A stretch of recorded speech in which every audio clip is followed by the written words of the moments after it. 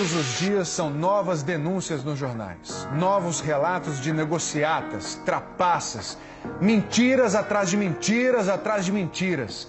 Parece que a gente não vai respirar nunca mais. O Brasil paga um preço alto não só no sentido figurado. Especialistas calcularam para o Fantástico o custo exato da corrupção. Dinheiro que poderia se transformar em escolas, casas, hospitais e que, se fosse devolvido ao seu verdadeiro dono, o povo deste país, garantiria mais que um salário mínimo para cada brasileiro.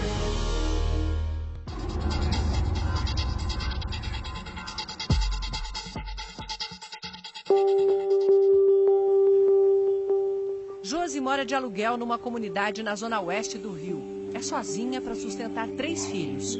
Antes de ir para o trabalho de babá, ela deixa Amy, de 3 anos, na casa de Dona Luzia, que cuida de mais 4 crianças. Se tivesse creche, ela estaria numa creche, porque seria educada, já estaria sendo alfabetizada. E custa caro para você? Custa caro, sai do meu bolso R$300 por mês. Dá 3.600 no fim do ano. Exatamente, é uma despesa muito alta. Josi trabalha 2 meses do ano só para pagar a cuidadora. O mundo dela parece distante daquele que vamos falar aqui, um mundo de bilhões de reais. Não vamos criar suspense.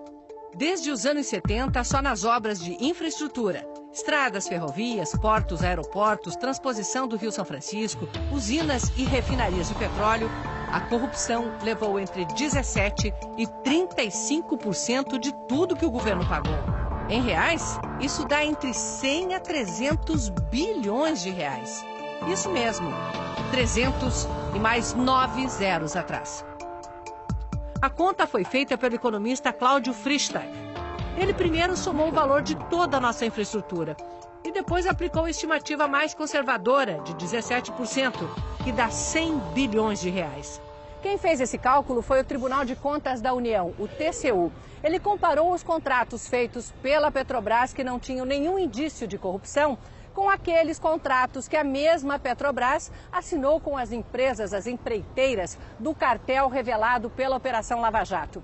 E descobriu que quando essas empreiteiras, que combinavam o preço entre elas, ganhavam o contrato, esse contrato ficava, em média, 17% mais caro.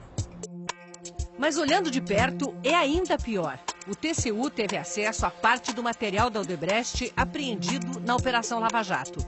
2 contratos da refinaria Abreu e Lima, em Pernambuco.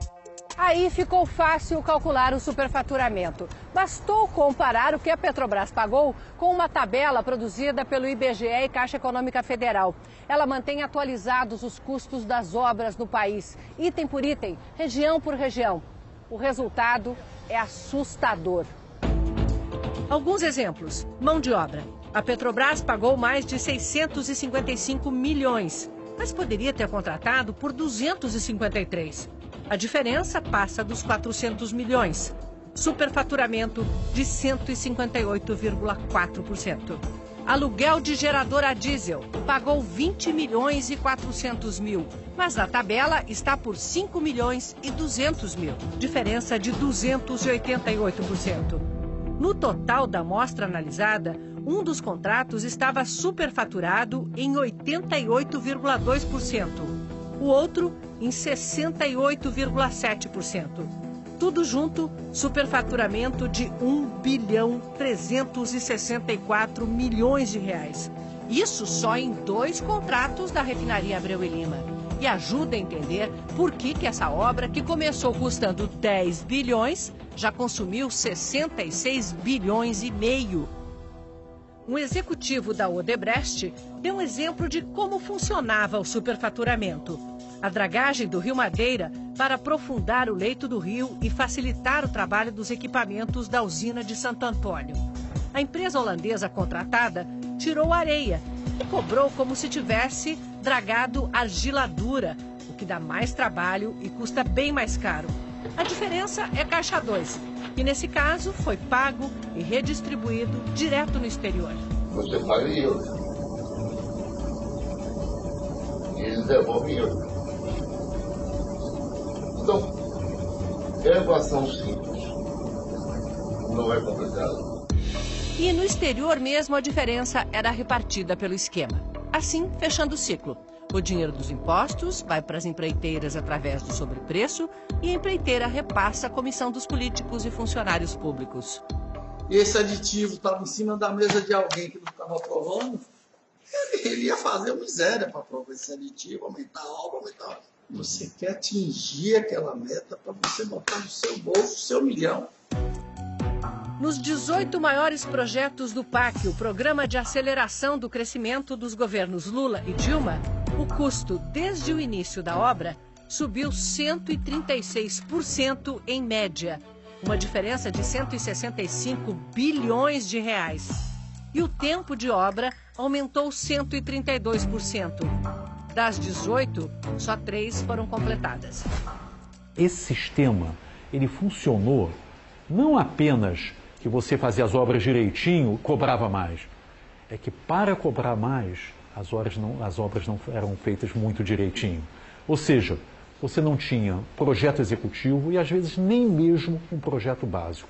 Você vai começar uma obra na sua própria casa, sem projeto, qual é a tendência? Dá errado, custa mais, atrasar e o bem-estar que você teria dessa obra, digamos assim, da reforma, vai ser adiado. A mesma coisa aconteceu no nosso país.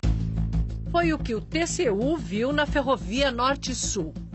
Trechos que estavam em construção, eles estavam sem uma clareza sobre qual seria o traçado definitivo dessa obra. Trocando em miúdos, começaram sem saber exatamente por onde ela ia passar. Em 2013, percorremos de caminhonete o trecho que vai de Anápolis, em Goiás, a Palmas, em Tocantins, porque a ferrovia havia sido entregue cheia de problemas. Aqui a empreiteira entregou um longo trecho de uma área de manobra sem o leito de brita sob os trilhos. Se um trem passasse aqui, afundaria. Sobravam denúncias de corrupção. José Francisco das Neves, conhecido como Juquinha, ex-presidente da Valec, a empresa estatal responsável pela obra, chegou a ser preso, mas saiu logo. O governo investiu mais 400 milhões em aditivos para finalmente deixar a ferrovia prontinha.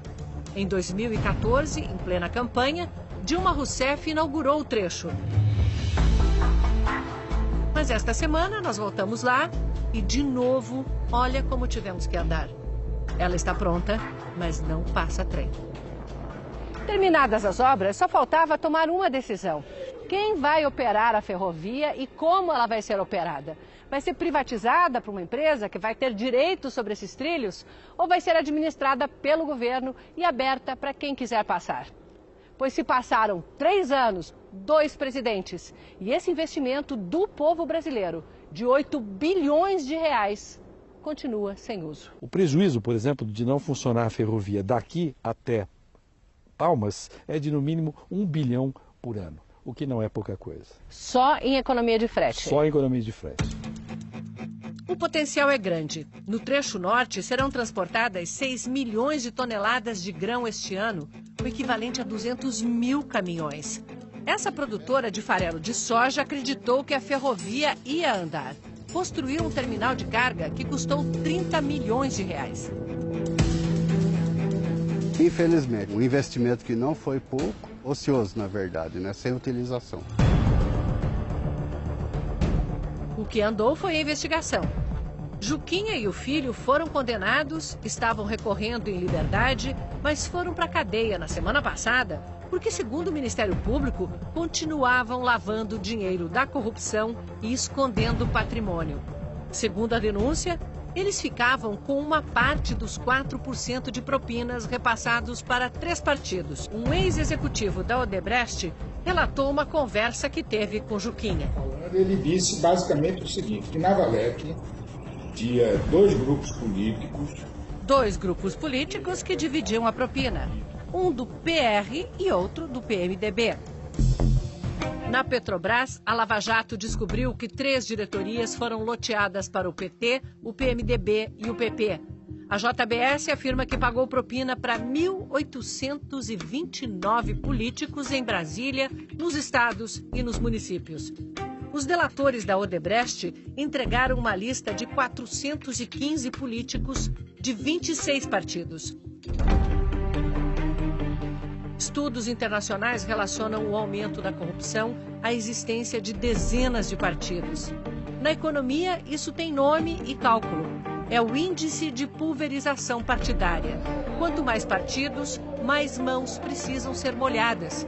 Só na Câmara dos Deputados são 27 partidos representados.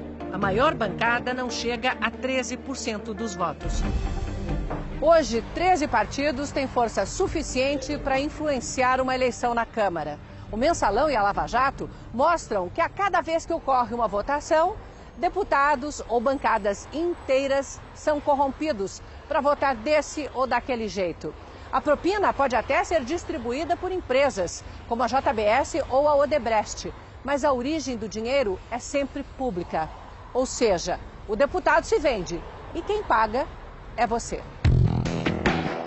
Foi somando todos esses fatores que o economista aumentou de 17% para 35% o custo da corrupção na infraestrutura brasileira. O custo para o país e para o bem-estar da população é muito maior do que os números quando desaparecem. Simplesmente temos hoje menos 300 bilhões de reais em infraestrutura que nós deveríamos ter. É também o fato de que esses atrasos sistemáticos que só vão permitir que as pessoas e as famílias usufruam muitos anos depois. Então, realmente foi um sistema muito maligno, né, para o país. 300 bilhões de reais. E se essa dinheirama toda pudesse ser recuperada e devolvida para os verdadeiros donos? Era só dividir por toda a população brasileira, gente de todas as idades. Daria R$ 1.500 para cada um. Em obras, dava para fazer muito. Multiplicar por 4 o tamanho das linhas de metrô do Rio e de São Paulo. Levar água limpa e esgoto tratado para todos os brasileiros. É muito triste porque a gente paga imposto, faz tudo no nosso bolso.